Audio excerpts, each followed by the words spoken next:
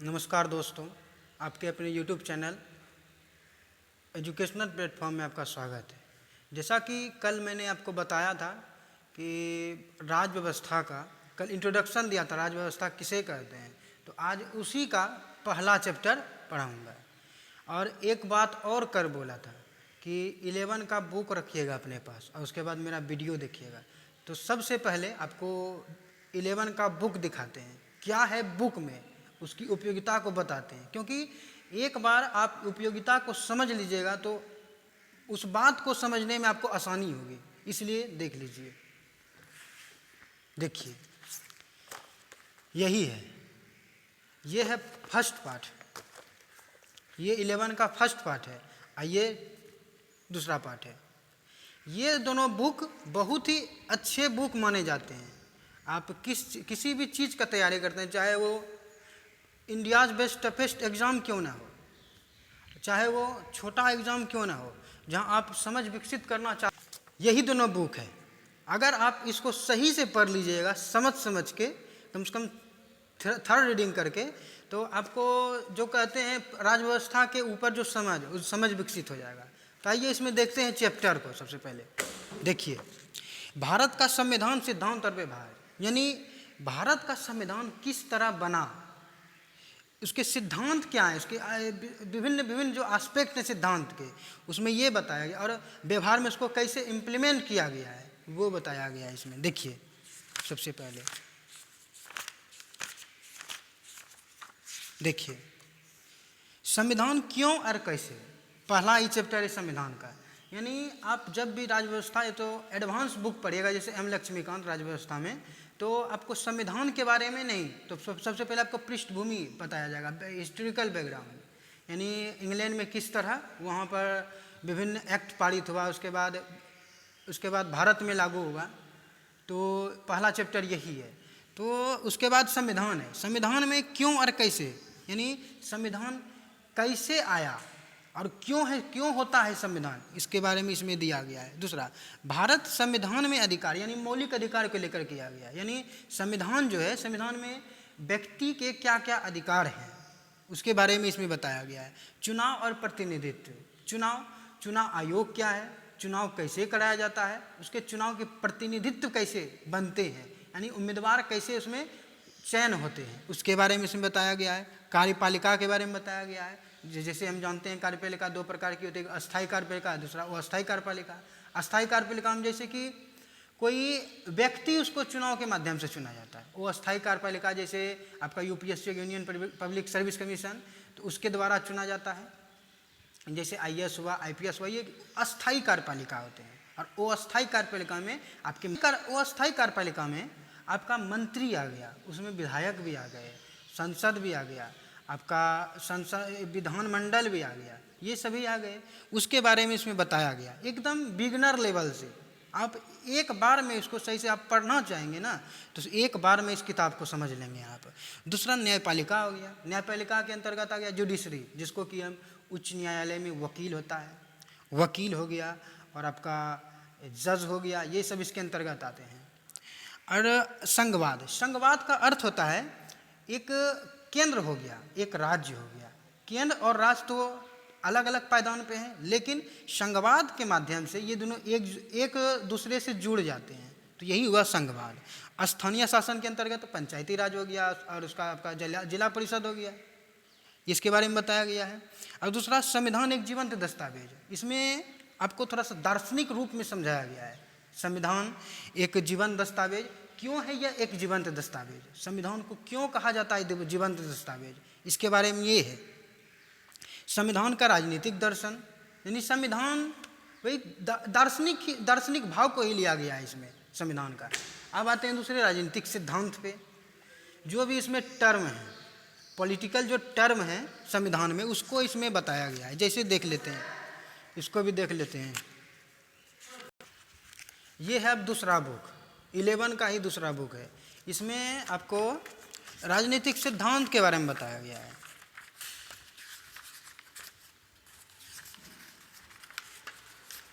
देखिए, राजनीतिक सिद्धांत और परिचय पहला चैप्टर है। उसके बाद दूसरा है स्वतंत्रता, यानी स्वतंत्रता क्या होता है, एकदम बिगिनर लेवल से इसमें समझाया गया है।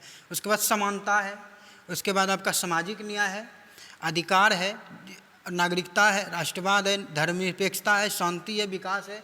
ये सभी वर्ड जितने भी हैं सब संविधान में वर्णित हैं। और एम लक्ष्मीकांत जब आप पढ़िएगा तो उसमें भी इसको समझाएगा, लेकिन बहुत ही वास्ट लैंग्वेज है उसका। और इसमें जो समझाएगा बहुत ही निम्न क्वालिटी में आपको समझाएगा और एक बार में आपको समझ आ जाएगा।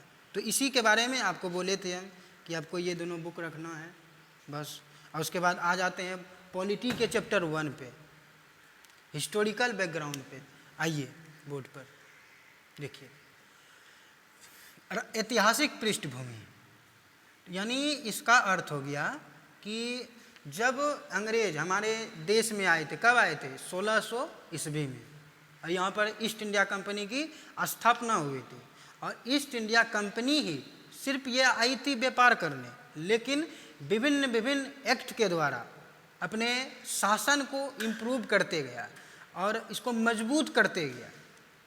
और एक व्यापारिक से प्रशासनिक तथा राजनीतिक दोनों ही निकाय बन गई और धीरे धीरे अपना यहाँ प्रभुत्व जमाने लगा।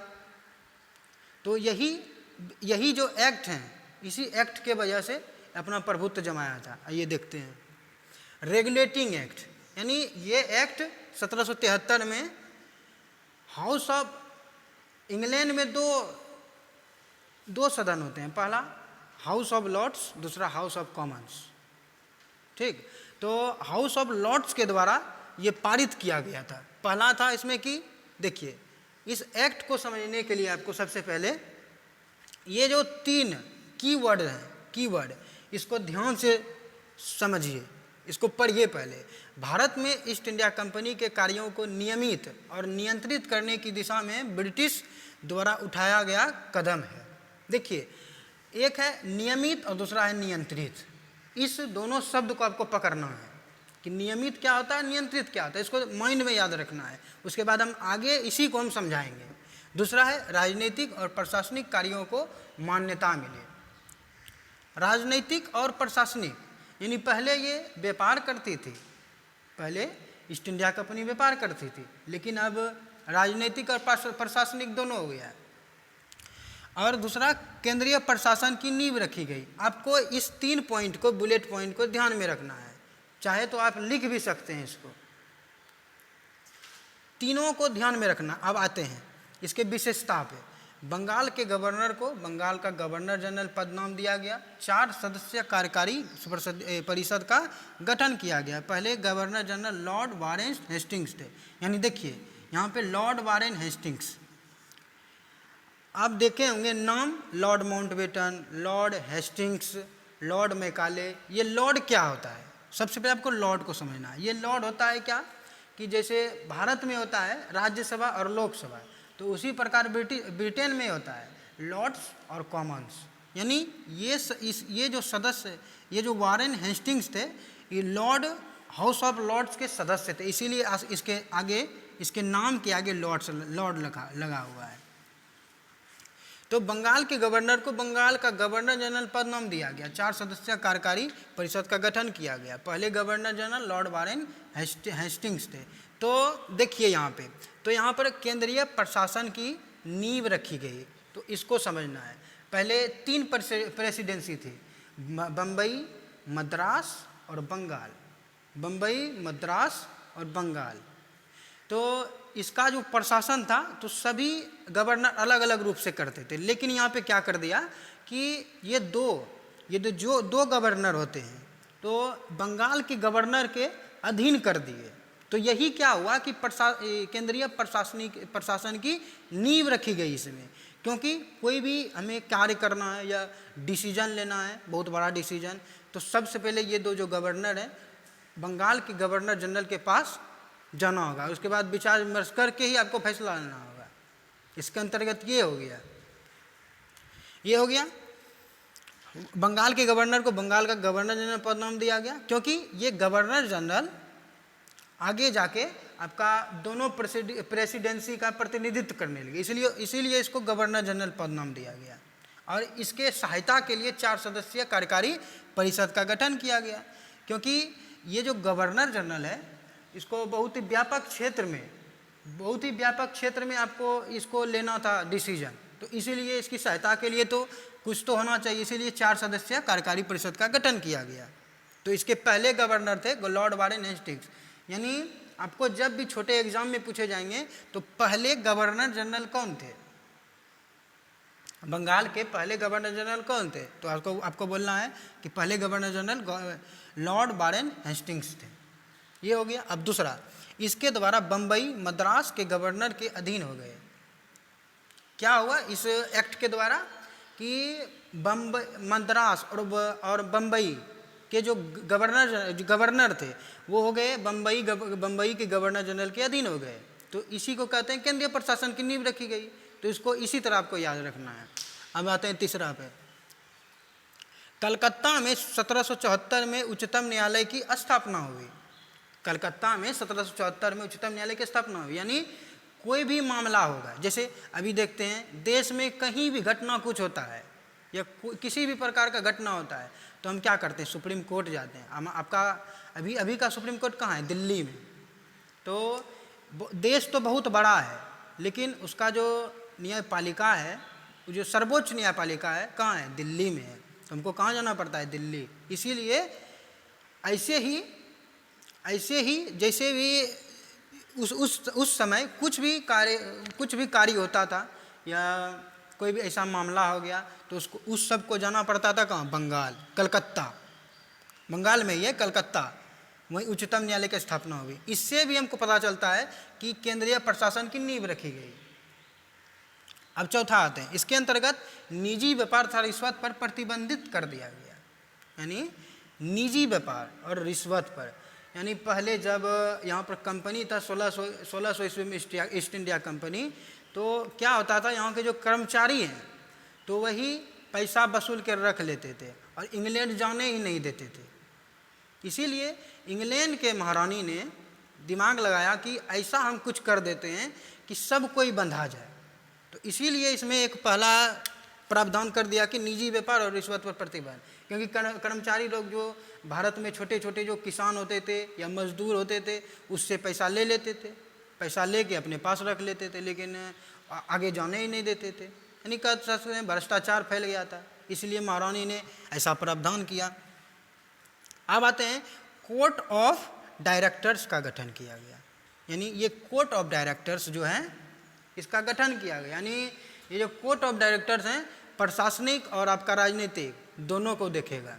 ये गवर्निंग बॉडीज हो गया। अब आते हैं पिट्स इंडिया एक्ट।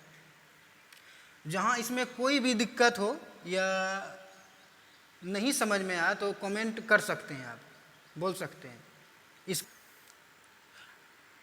जहाँ इस एक्ट में कोई भी दिक्कत हो तो आप कमेंट कर सकते हैं, या आपको पीसीएम में फिजिक्स, केमिस्ट्री और मैथ में कोई भी दिक्कत हो, अदर व्यक्ति जो मेरा भी चैनल नहीं देख रहा है, एक बार जो देखा है, जो देख लिया है और उसको दिक्कत है कोई भी चैप्टर में, तो आप कमेंट कर सकते हैं, या चैप्टर का नाम देकर या उस सवाल को लिख कर कमेंट सेक्शन में आप भेज सकते हैं और इसका जवाब जल्द से जल्द दिया जाएगा। अब आते हैं पिट्स इंडिया एक्ट 1784 में। ये पिट्स इंग्लैंड के एक प्रधानमंत्री थे, उसी ने ये एक्ट पारित करवाया था, उसी के नाम पे पिट्स इंडिया एक्ट दे दिया गया। तो इसमें क्या प्रावधान है इसको देखते हैं। सबसे पहले आपको मेन बुलेट पॉइंट को देखना है। इसने कंपनी के कार्यों को पृथक कर दिया, प्रशासनिक तथा राजनीतिक कार्य अलग अलग हो गए। यहाँ पे देखिए क्या था कि राजनीतिक और प्रशासनिक कार्यों को मान्यता मिली, इसमें मान्यता मिली, लेकिन इसमें क्या किया कि अलग ही कर दिया। सिर्फ ये मान्यता था और इसमें अलग कर दिया। इसने कंपनी के कार्यों को पृथककरण कर दिया और प्रशासनिक तथा राजनीतिक कार्यों को अलग कर दिया। और इसमें क्या हुआ कि जब पृथककरण किया तो एक निकाय होनी चाहिए इसको देखने के लिए कि प्रशासनिक कार्य कौन देखेगा और राजनीतिक कार्य कौन देखेगा, तो इसको देखने के लिए होना चाहिए। तो इसको देखने के लिए पहला था निदेशक मंडल, ये है निदेशक मंडल। और दूसरा है नियंत्रण बोर्ड। निदेशक मंडल जो था वो व्यापारिक मामलों को देखता था और नियंत्रण बोर्ड वो राजनीतिक मामलों को देखता था। और यही दोनों जो भाग अलग हुए तो इसे ही हम कहते हैं द्वैध शासन पद्धति। तो आपको पूछा जाएगा एग्जाम में कि वह कौन सा एक्ट है जिसमें कि द्वैध शासन पद्धति का शुभारंभ किया गया, तो आपको बोलना है पिट्स इंडिया एक्ट 1784। बस अब आते हैं नीचे। नियंत्रण बोर्ड को यह शक्ति थी कि ब्रिटिश नियंत्रित भारत में सैन्य, नागरिक, राजस्व गतिविधियों का अधिक्षण नियंत्रण करे। यानी नियंत्रण बोर्ड को यानी नियंत्रित करना था, उसको नियंत्रित करना था कि ब्रिटिश जो भी भारत है, यानी इसके पहले जो था एक्ट में ब्रिटिश भारत का जिक्र नहीं किया गया था, लेकिन देखिए अब ब्रिटिश लोग बोल रहे हैं ब्रिटिश भारत का, यानी कहीं ना कहीं अब भारत में दबदबा बढ़ाने वाला था ये एक्ट। नियंत्रण बोर्ड को यह शक्ति थी कि ब्रिटिश नियंत्रित भारत में सैन्य, नागरिक, राजस्व गतिविधियों का अधिक्षण करे। राजस्व का अर्थ हो गया कि जमीन जायदाद के मामले से, और सैन्य हो गया सेना से, नागरिक हो गया जो आपका नागरिकता होता है कि आप ब्रिटिश भारत के नागरिक हैं और आप जो कहते हैं प्रिंसली स्टेट उसके नागरिक हैं, क्योंकि सबसे पहले राजा भी हुआ करते थे और ब्रिटिश भी हुआ करते थे, दोनों पैरेलल चलते थे दोनों के। तो इसमें हो गया, अब नोट में देखते हैं कि ब्रिटिश आधिपत्य का क्षेत्र कहा गया सबसे पहले, इसी एक्ट में कहा गया कि ब्रिटिश आधिपत्य का क्षेत्र भारत को। दूसरा, कंपनी के प्रशासन पर पूर्ण नियंत्रण किया गया, यानी जो इसका कंपनी था ईस्ट इंडिया कंपनी, जो उसके राजनीतिक और प्रशासनिक जो कार्य थे पूर्ण रूपेण ब्रिटिश के ही वहाँ पर प्रतिनिधि हो गए, उसका प्रतिनिधित्व करने लगा। तो ये हो गया। आपको अब याद करना है कैसे, इसको कंपेयर करके याद करना है। जैसे देखिए, regulating act 1773, Pitt's India act 1784, इसको लिख लेना है। और उसके बाद आपको ये 3 की पॉइंट्स याद रखना है दिमाग में। भारत में ईस्ट इंडिया कंपनी के कार्यों को नियमित और नियंत्रित करने की दिशा में ब्रिटिश द्वारा उठाया गया कदम है। ठीक, नियमित भी किया गया और नियंत्रित भी किया गया, यानी इसका क्रम ना टूटे, और नियंत्रित कि कोई इधर उधर ना भागे। राजनीतिक और प्रशासनिक कार्यों को मान्यता मिली, इसमें मान्यता मिली। और इसमें देखिए, अब इसको याद करना यहाँ पे, इसमें 1773 में मान्यता मिली, लेकिन इसमें क्या हो गया कि व्यापारिक और राजनीतिक दोनों मामलों को अलग कर दिया। व्यापारिक मामले के लिए निदेशक मंडल और राजनीतिक मामले के लिए नियंत्रण बोर्ड को बनाया गया। अब केंद्रीय प्रशासन की नींव रखी गई, तो इसको भी याद रखना है आपको। और उसके बाद आपको कहाँ जाना है, आपको जाना है ये 2 और 3, इसके द्वारा बम्बई मद्रास के गवर्नर के अधीन हो गए। कलकत्ता में 1774 में उच्चतम न्यायालय की स्थापना हुई, ये हो गया।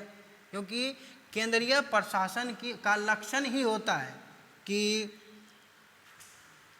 सब जुदा जुदा ना होकर के सब एक में एक हो जाए। क्योंकि कहीं भी भारत तो बहुत बड़ा देश है और इसके प्रशासन के लिए जहाँ कोई एक जगह व्यक्ति जाता है तो कहीं ना कहीं हम समझ लें केंद्रीय है, वो केंद्रीय है, एक जगह वो जा रहा है।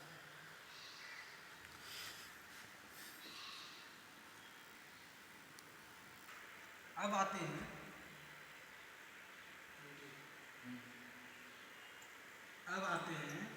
1833 का चार्टर और 1853 का चार्टर। चार्टर का अर्थ होता है अधिकार, चार्टर का अर्थ अधिकार होता है। यानी इसके अंतर्गत ये दोनों प्रावधान के अंतर्गत कि जो भी यहाँ जो ईस्ट इंडिया कंपनी थी, ईस्ट इंडिया कंपनी थी,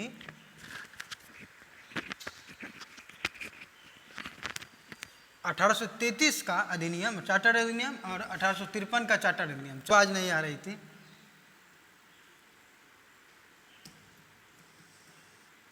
चार्टर का अर्थ होता अधिकार और इसका भी ये देखिए चार्टर, तो इसका मतलब हुआ कि इस प्रावधान के अंतर्गत ईस्ट इंडिया कंपनी को अधिकार दिया गया कि वह किस तरह से अपने प्रशासन को नियमित और निगमित करे। देखिए इसकी विशेषताएं, बंगाल के गवर्नर जनरल को भारत के गवर्नर जनरल बना दिया गया। तो देखिए यहाँ पे क्या हुआ कि एक गवर्नर जनरल था बंगाल में जो कि आपका मद्रास और बम्बई का हेड था, लेकिन अब उसको क्या किया कि पूरा भारत का हेड बना दिया गया। तो क्या हुआ कि अधिकार दे दिया गया, उसको अधिकार दे दिया गया, तो इसीलिए बोलते हैं इसको चार्टर। ऐसे भी इसको याद रखिएगा, चार्टर का अर्थ था अधिकार। पहले था बंगाल का गवर्नर, लेकिन अब भारत का गवर्नर हो गया, यानी बहुत बड़ा स्तर पे बन गया वो गवर्नर। अब आते हैं, और पहले इसके भारत के पहले गवर्नर जनरल थे Lord William Bentinck. Governor general असीमित विधायिका संबंधी शक्ति प्रदान, यानी भारत के जो गवर्नर जनरल थे उसको असीमित विधायिका संबंधी प्रावधान उसके हाथ में सौंप दिया गया, यानी आप कहीं भी जाके कानून, किसी भी क्षेत्र में कानून बना सकते हैं आप, विधायिका संबंधी असीमित शक्ति दे दिया गया उसको। उसके बाद आता है सिविल सेवा परीक्षा प्रतियोगिता का आयोजन किया गया। इसमें क्या हुआ आपका कि 1833 में प्रयास किया गया, आपका 1833 में प्रयास किया गया, लेकिन सफल नहीं हो पाया। लेकिन कोर्ट ऑफ डायरेक्टर्स के विरोध के द्वारा उसको दबा दिया गया, सफल नहीं हुआ। सिविल सेवा परीक्षा का आयोजन किया गया। इस एक्ट के तहत ईस्ट इंडिया कंपनी विशुद्ध रूप से प्रशासनिक निकाय बन गई, यानी पहले थी आपकी कंपनी चलाती थी ईस्ट इंडिया कंपनी, लेकिन अब क्या हो गया कि अब विशुद्ध रूप से एक प्रशासनिक निकाय बन गई। प्रशासनिक कहने का मतलब है कि जैसे हम एक ज़िले में जाते हैं तो वहाँ पे प्रशासन रहता है। प्रशासन क्या करता है? शासन व्यवस्था को संभालता है। जो भी प्रोटोकॉल है या कोई भी जो कोई भी कानून बनते हैं तो उसको सही से वो लागू करवाते हैं प्रशासन। तो वही प्रशासनिक निकाय बन गई, यानी जो भी नागरिक के अधिकार होते हैं, राजस्व संबंधी जो अधिकार होते हैं, वो सब अपने हाथ में ले लिया। इस एक्ट के तहत ईस्ट इंडिया कंपनी विशुद्ध रूप से प्रशासनिक निकाय बन गई।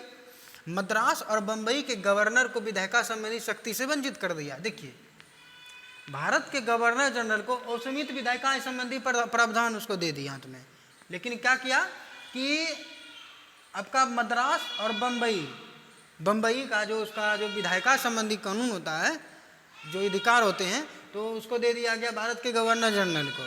तो एक से छीना और दूसरे को दिया, तो यही हो गया चार्टर अधिकार। आपको याद रखना है, इसी तरह इसको आपको याद करना है, इसको प्रावधान को, क्योंकि ये विभिन्न परीक्षाओं में आपसे पूछे जाते हैं। अब आते हैं 1853 का चार्टर अधिनियम। आपको इसको भी दिमाग में रखना है और इसको भी दिमाग में रखना है, और जो इसमें जो बात किया गया और इसमें जो बात किया गया है उसको भी याद रखना है। इसने सिविल सेवा परीक्षा का शुभारंभ किया 1854 में।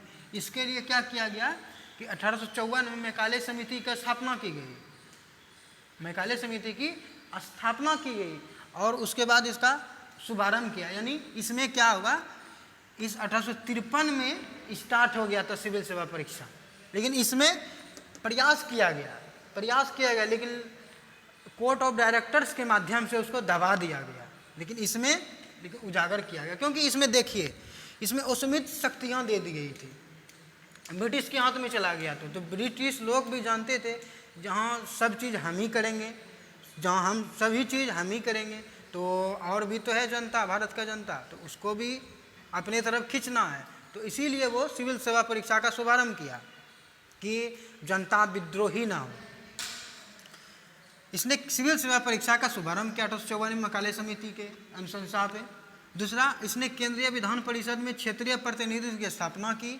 6 में से 4 का चुनाव बंगाल, बंबई, आगरा के स्थानीय प्रांतीय सरकारों द्वारा किया जाना था। यानी अब विधायिका संबंधी शक्तियां जब दे दी गई, तो अब जो जैसे कानून बनेगा तो विचार विमर्श होना चाहिए, क्योंकि एक व्यक्ति के द्वारा कानून तो बना जाता है तो नहीं है।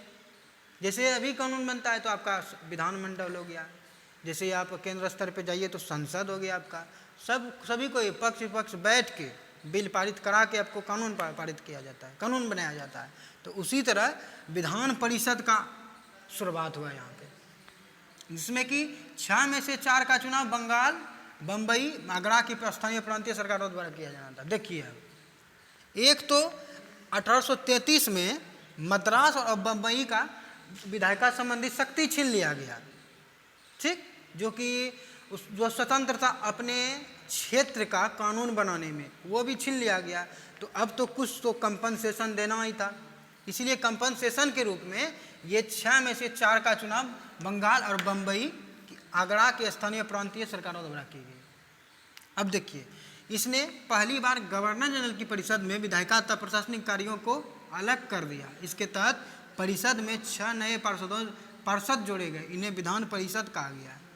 देखिए, जिस तरह इंग्लैंड में लॉर्ड कॉमन्स और लॉर्ड दो संसद की सदन थी, उसी प्रकार भारत में एक आपका विधान परिषद था। जैसे आप देखते हैं अभी संसद भवन, तो वो पहले विधान परिषद थी, लेकिन अब उसको संसद भवन बना दिया गया है।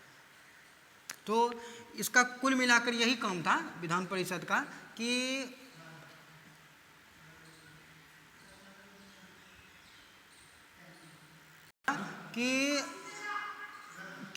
आपका हो गया कि इसमें विधायिका केंद्रीय विधान परिषद में क्षेत्रीय प्रतिनिधि की स्थापना की। 6 में से 4 का चुनाव बंगाल, बम्बई, आगरा की स्थानीय प्रांतीय सरकारों द्वारा किया जाना था। इसने पहली बार गवर्नर जनरल की परिषद में विधायिका तथा प्रशासनिक, देखिए विधायिका और प्रशासनिक, विधायिका क्या करती है? विधायिका कानून बनाती है, और प्रशासन क्या करती है? उसे लागू करवाती है। तो विधायिका और प्रशासनिक, विधायिका तथा प्रशासनिक कार्यों को अलग कर दिया। यानी जो आपका विधान परिषद में बैठेगा वो विधायी बनेगा, यानी उसका कानून बनाएगा, और प्रशासन क्या करेगा? उसको लागू करवाएगा। अब ये दोनों आज 1833, 1853 और 1773 और 1784 पिट्स इंडिया एक्ट आपका समाप्त हुआ। और इसमें कुछ भी क्वेरी हो या कुछ भी समझना हो तो कमेंट सेक्शन में आप कमेंट करें। और आज का वीडियो जो अच्छा लगा तो इसको लाइक करें, सब्सक्राइब करें, और सब्सक्राइब करने के बाद बेल आइकन भी दबा दें। और इसी चैनल पर एक हमारे साथी हैं रॉकी कुमार, वो भी साइंस पढ़ाते हैं। उसमें जो भी क्वेरी हो आप कमेंट सेक्शन में आप बोल सकते हैं। धन्यवाद।